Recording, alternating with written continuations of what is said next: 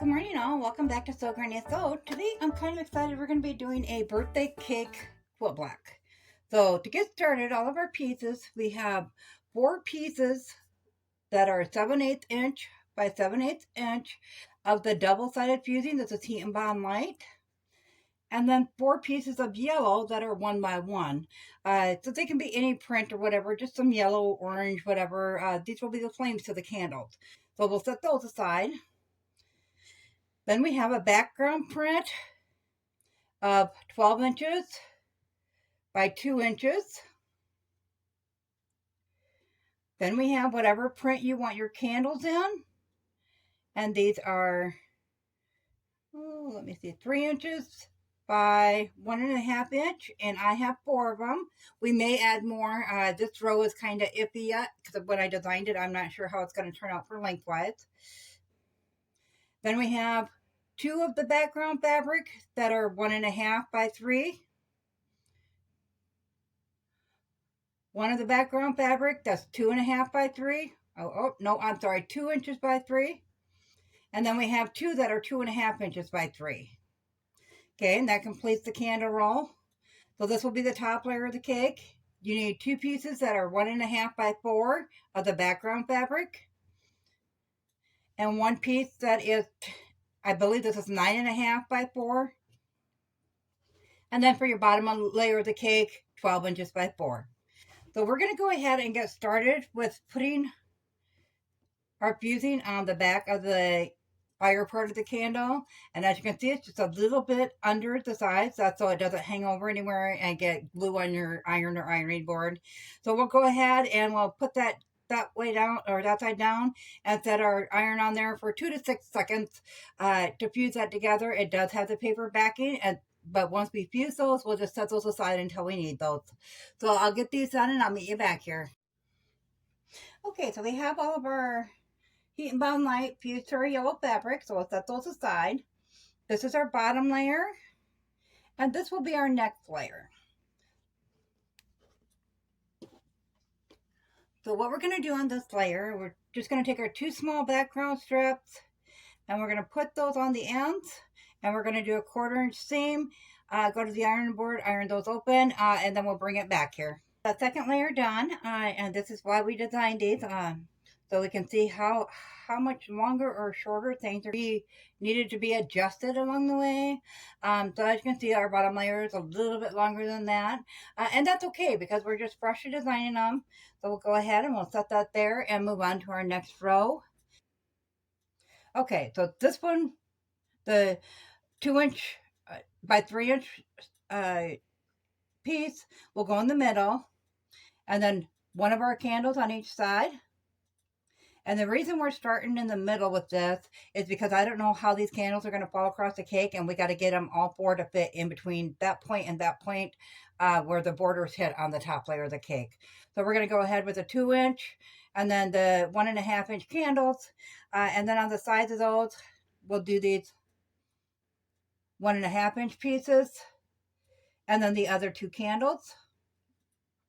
So when we sew them together, we're just going to go ahead and work from one end or the other. Just flip them over, right sides together, 1/4 inch seam. Open that up and go keep moving down the line like that until you get all these pieces attached. We have those parts done, those pieces put together, and we have these 2 left.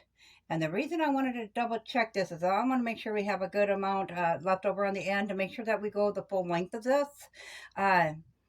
To the border. So we'll go ahead and we'll put, it looks like we're good there. So we'll go ahead and we'll sew that one on with a 1/4 inch seam and that one on with a 1/4 inch seam, iron that flat, and I'll meet you back here. Okay, so we have our ends on that.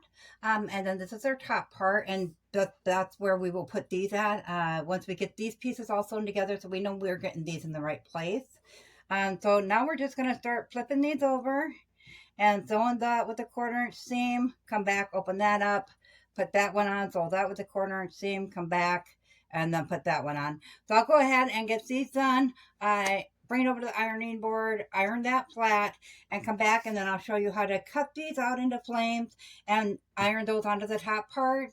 And then you can stitch around those if you want after we get the quilt block done. We have it all sewn together and ironed flat. So now we're going to go ahead and square up our block. So I'm just going to run it along the side here where the background fabric is right there.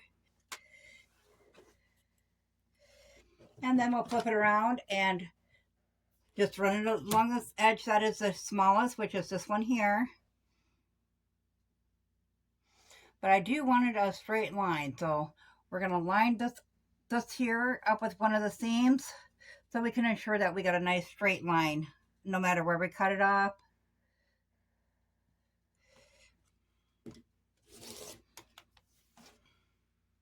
So we have our block trimmed up now. So we're going to go ahead and we're going to put these on. I'm going to cut these into a flame shape. I'll probably do a couple at a time here. And I'm just going to cut them any old way, just so it looks like a flame.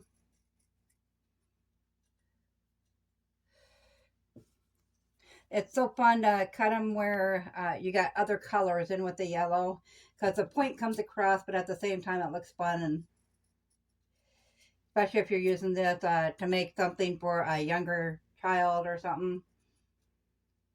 A tote bag, or you could make a smaller one and do a bib with it for a baby's first birthday. You could put it in a quilt and make a quilt with them. You can put them in an apron and make an apron. All kinds of ideas you could do with these. Okay, so now that we got them cut out, we are going to go ahead and take a stick pin. You're going to flip those over and you're going to score the paper just by lightly pushing down with your pen. You're going to pull that paper off.